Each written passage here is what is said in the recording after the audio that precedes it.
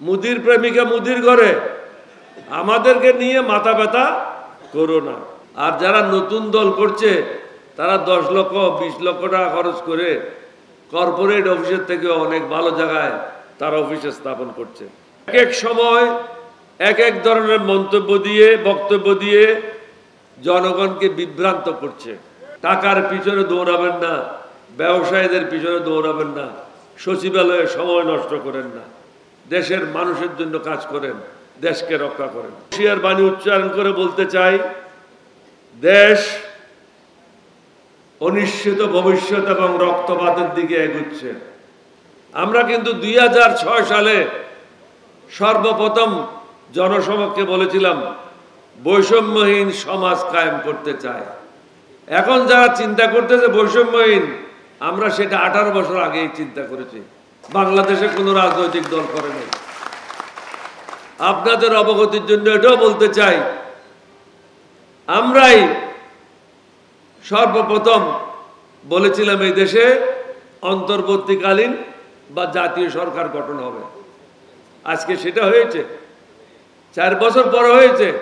অনেকে আমাদের সমালোচনা করেছিল, উনি কেন অন্তর্বর্তীকালীন সরকারের কথা বলছেন, উনি কেন জাতীয় সরকারের কথা বলছেন। এটাই হয়েছে। আপনাদের সম্মুখে বহুবার বলেছি যে শেখ হাসিনা ওয়াজেদ পালানোর সময় পাবে না, সময় থাকতে ক্ষমতা হস্তান্তর করো। আমার কথা শুনে নাই, শুনলে অন্তত সব কাপড়গুলি নিয়ে যেতে পারত। এখন তো অনেক কাপড় ছেড়ে যেতে হয়েছে। আমি এগুলি বিস্তারিত বলতে চাই না। সকলের জন্য ন্যায় বিচার এবং সুশাসন কায়েম করা আমাদের অন্যতম প্রধান লক্ষ্য। বর্তমান সমাজে কি অবস্থা তা আপনাদের জানা উচিত। অনেকে বৈধ টাকার কাছে অবৈধ টাকার কাছে নিজকে বিক্রি করে দিয়েছে। বিভিন্ন তদবিরের জন্য সারাদিন সচিবালয়ে সময় কাটাচ্ছে। রাজনীতিকে ব্যবসা হিসেবে গ্রহণ করেছে। অবৈধভাবে হাজার হাজার কোটি টাকা উপার্জন করেছে। নিজেদের জন্য আলিশান অফিস ভাড়া নিয়েছে। আমরা কিন্তু একটা ভালো জায়গায় এখনো পর্যন্ত অফিস নিতে পারি নাই। আর যারা নতুন দল করছে তারা 10 লক্ষ 20 লক্ষ টাকা খরচ করে কর্পোরেট অফিসের থেকে অনেক ভালো জায়গায় তারা অফিসে স্থাপন করছে। আমি মনে করি এই অবস্থায় জনগণ যদি চুপ থাকে তাহলে দেশের ব্যাপক ক্ষতি হবে, সর্বনাশ হয়ে যাবে। আওয়াজ তুলতে হবে, অন্যায়ের বিরুদ্ধে সোচ্চার হতে হবে। দেশকে আমরা স্বাধীন করেছি, দেশকে বাঁচানোর দায়িত্ব আপনাদের যুব সমাজের। যুব সমাজকে এগিয়ে আসতে হবে। বর্তমান সরকারের অনেকে আছে ফেরেশতার মতো কথা বলে, শয়তানের মতো ধোঁকা দেয়। 1 ঘন্টা আগে যে কথা বলে 2 ঘন্টা পরে সেটা থাকে না। হোসাইন মোহাম্মদের এরশাদের সময় কথা ছিল সিএমএলএ, বলছে এটার অর্থ কি, বলে ক্যান্সেল মাই লাস্ট অর্ডার। আমি 2 ঘন্টা আগে যেটা বলছি এখন ওটা ঠিক নেই। বর্তমান সরকারের কিন্তু এই অবস্থা চলছে। তাদের কাজ এবং কর্মের মধ্যে কোনো মিল নাই। এক এক সময় এক এক ধরনের মন্তব্য দিয়ে বক্তব্য দিয়ে জনগণকে বিভ্রান্ত করছে। জনগণকে ভালো মন্দের মধ্যে পার্থক্য বুঝতে হবে। সঠিক দলে যোগদান করতে হবে। সঠিক দল এবং ব্যক্তিকে ভোট দিয়ে নির্বাচিত করতে হবে। নেতারা যখন চোর হয়, নেতারা যখন দুর্নীতিবাজ হয়, জনগণকে সঠিক ভূমিকা পালন করতে হবে। জনগণ যদি গা ভাসায় দেয় দেশের সর্বনাশ হয়ে যাবে। আর যদি এই সুযোগ হাতছাড়া হয়, বর্তমানে আমরা যে সুযোগ পেয়েছি, আমি আবার বলে যেতে চাই সবাই সম্মুখে, জাতির কপালে দুঃখ আছে। এলডিপি হচ্ছে এই জাতির মুক্তির সনদ। ন্যায় এবং সমতা নিশ্চিত করার জন্য একটি পার্টি। সিদ্ধান্ত নেন, দেশকে রক্ষা করেন। এই ব্যাপারে যুব সমাজকে আমি আবার বলতে চাই, মুখ্য ভূমিকা পালন করেন। টাকার পিছনে দৌড়াবেন না, ব্যবসায়ীদের পিছনে দৌড়াবেন না, সচিবালয়ে সময় নষ্ট করেন না, দেশের মানুষের জন্য কাজ করেন, দেশকে রক্ষা করেন। এখন বলবো দেশপ্রেমী এবং জনবান্ধব ব্যবসায়ীদের ব্যাপারে। সরকারের উচিত দেশপ্রেমিক এবং জনবান্ধব ব্যবসায়ীদের সমস্যাগুলি শোনা, সমাধান দেওয়া এবং তাদেরকে বিভিন্নভাবে ন্যায়সঙ্গত সহযোগিতা করা। অহেতুক হয়রানি করা থেকে বিরত থাকতে হবে। এখানে আমি উল্লেখ করতে চাই, স্বৈরাচারী হাসিনা প্রেমিক ব্যবসায়ীদের বিরুদ্ধে ব্যবস্থা না নিয়ে অনেক নিরপরাধ ব্যবসায়ীদেরকে হয়রানি করা হচ্ছে। উপদেষ্টাদের উচিত বিভিন্ন ব্যবসায়ীদের সাথে একা একা বসে তাদের সমস্যাগুলি শোনা এবং সমাধান দেওয়া। অনেক উপদেষ্টা আছে 9টার সময় মিটিং ডাকে, 11টার সময় আসে, তাদের ঘুমোয় ভাঙে না। যারা বড় বড় ব্যবসায়ী হাজার হাজার কোটি টাকা নিয়ে ডিল করে, তাদের সময়ের মূল্য আছে। উপদেষ্টাদের কাছে সময়ের কোনো মূল্য নেই, কারণ তারা আনন্দ ফুর্তি করতেছে। কেউ এনজিও করতো, কেউ স্কুলের টিচার ছিল, এখন এসে সব দেশের রাজা হয়ে গেছে। এখন অবস্থা বুঝেন, ঠেলা সামলান। ঠেলাটা কোথায় দেখতে হবে? বিএনপিকেও অনুরোধ করব, আমরা যখন আপনাদেরকে বলেছিলাম 8ই আগস্ট সব রাজনৈতিক দলকে ডাকেন, ডাকে একটা মতামত সৃষ্টি করেন এবং তত্ত্বাবধায়ক সরকারের কাছে সকলের দস্তখত করা কাগজটা দেন। আজকে তত্ত্বাবধায়ক সরকার আমাদের কথার বাইরে কোনো কিছু করার তাদের উপায় ছিল না। গ্রামের ভাষায় বলে, গরু যখন বিলে ছেড়ে দেওয়া হয় তাকে ধরার জন্য দৌড়াদৌড়ি করতে হয়। তখন তো গরুর রশি আমার হাতে ছিল, তখন তো ভাগার কোনো সুযোগ ছিল না। এখন তো মুক্ত। অতি দ্রুত বিভিন্ন ব্যবসায়ীদের সাথে একা একা বসে এর সমাধান বের করেন। কাগজে কলমেও খাতায় অর্থনীতি খুবই ভালো, কিন্তু বাস্তবে ফাঁকা। কোনো ধরনের অগ্রগতি হয় নাই। যদি হয়ে থাকে, তাদেরকে অনুরোধ করব জনসমক্ষে হিসাব করে দেখান। বিদেশ থেকে কত টাকা বিনিয়োগ এসেছে বিগত, আপনারা আসছেন এখন 9 মাস চলছে, গত 9 মাসে কত টাকা বিদেশ থেকে বিনিয়োগ এসেছে আপনারা একটা সরকারিভাবে স্টেটমেন্ট দেন, তখনই আমরা বুঝবো কত ধানে কত চাল। শুধু ফাঁকা বলি দিয়ে, ইউটিউবের মাধ্যমে আমাদেরকে মিথ্যা তথ্য দিয়ে সেরে যাইতে পারবেন না। আমাদের জানা মতে বিগত 8 মাসে মাত্র 0.10, 10 তো বলা যাবে না, 0.10 বিলিয়ন ডলার বৈদেশিক বিনিয়োগ এসেছে। অত্যন্ত লজ্জাজনক। তোমাদের মাল তোমাদের কাছে আছে, আমরা পাঠিয়ে দিয়েছি মাল, হাসিনা থেকে পাঠিয়ে দিয়েছি। এখন তো মুদির আর সমস্যা থাকার কথা না।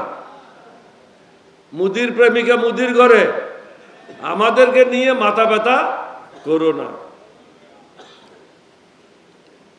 ভারতে তো ওয়াকফ আইন করে মুসলমানদের ক্ষতি করেছে, আমরা তো সেই ব্যাপারে কোনো মন্তব্য করছি না।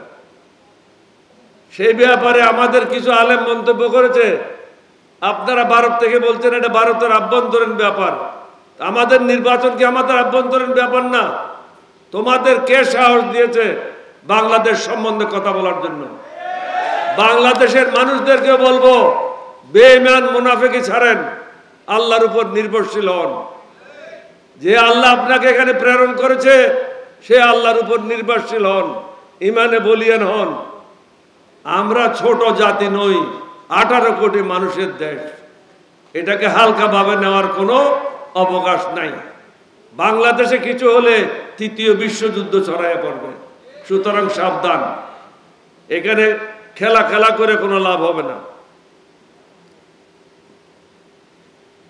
কিছু কিছু জায়গায় ইতিমধ্যে আমরা দেখেছি ছাত্রলীগ ও যুবলীগ মাথাচাড়া দিয়ে উঠছে, তাদেরকে ভারতের দালালের ভূমিকায় অবতীর্ণ, আমাদেরকে ভারতের দালালের ভূমিকায় অবতীর্ণ হওয়া উচিত হবে না, বা আওয়ামী লীগকেও পুনর্বাসনের দায়িত্ব নেওয়া সঠিক হবে না।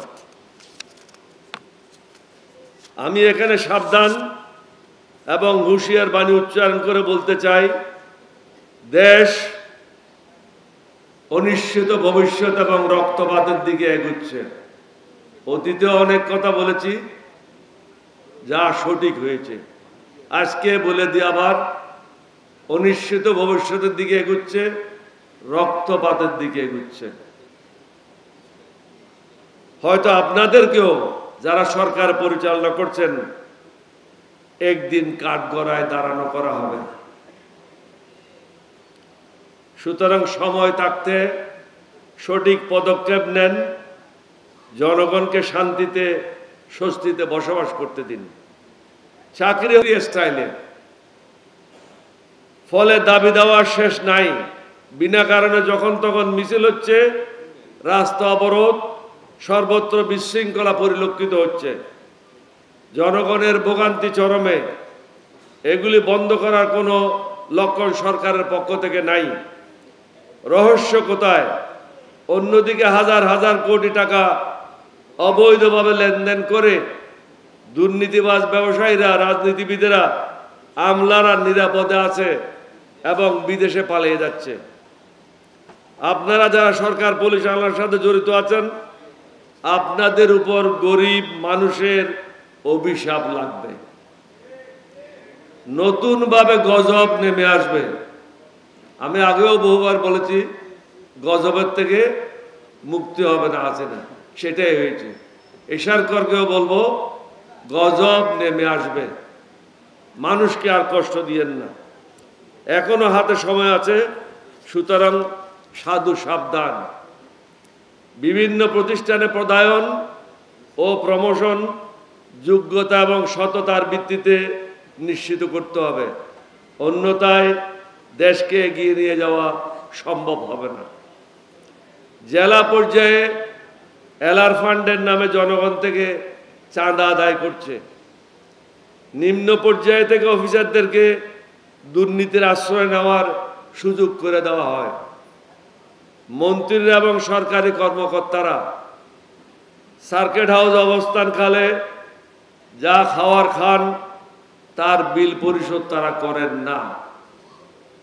এই বিলের টাকা এলআর ফান্ড থেকে পরিশোধ করা হয় ডিসির মাধ্যমে। আপনাদের কি কোনো বিবেক নাই? হারাম রোজগার বা হারাম খেয়ে ইবাদত করলে তা কবুল হয় না।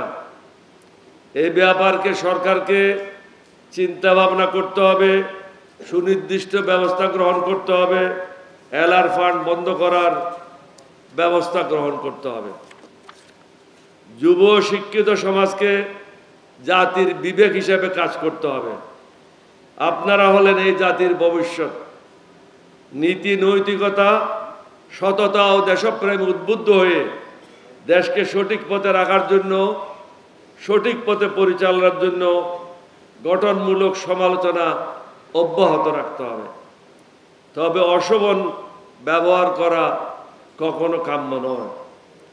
অভিজ্ঞতার আলোকে আমার পরামর্শ হলো, সরকারি ও আধা সরকারি কর্মচারীদের ভারতে প্রশিক্ষণ নেওয়া বন্ধ করতে হবে। প্রয়োজনে প্রশিক্ষণের জন্য ইউএনডিপির মাধ্যমে বিদেশ থেকে দক্ষ প্রশিক্ষক এনে দেশে প্রশিক্ষণের ব্যবস্থা গ্রহণ করতে হবে। প্রয়োজনে ভারত ব্যতীত অন্য কোনো দেশে পাঠানো যেতে পারে। স্বৈরাচারী হাসিনা সরকারের আমলে যে সমস্ত সরকারি, আধা সরকারি প্রতিষ্ঠানের কর্মকর্তা কর্মচারীরা ফ্ল্যাট বা বাড়ির মালিক হয়েছে, স্বনামে বেনামে রেজিস্ট্রি করেছে, তাদের জবাবদিহিতার আওতায় আনতে হবে। না হলে দুর্নীতি কখনো বন্ধ হবে না। আমার অভিজ্ঞতায় বলে, বিদেশে বা দেশে যারা ঘর করেছে কি পরিমাণ দুর্নীতি যারা করেছে, বিগত দিনে কখনো দুর্নীতিবাজদের শাস্তি হয় নাই। নাম হয়তো চুপু, হাসিনা বলছিল না পানিতে চুপান, এই চুপানো চুপু। তার বিরুদ্ধে হাজারো দুর্নীতির অভিযোগ। কিভাবে সে রাষ্ট্রপতি থাকে? এটা বাংলাদেশের 18 কোটি মানুষের জন্য অপমানজনক। যারা তাকে সমর্থন করছে তাদেরকে বলবো, যদি মুসলমান হওয়া যায় নামাজে বসে একটু চিন্তা করো, আপনাদের এই পদক্ষেপটা ঠিক আছে কিনা। একজন দুর্নীতিবাজ লোককে 18 কোটি মানুষের দায়িত্ব দিয়ে রেখেছেন, এটা ঠিক না।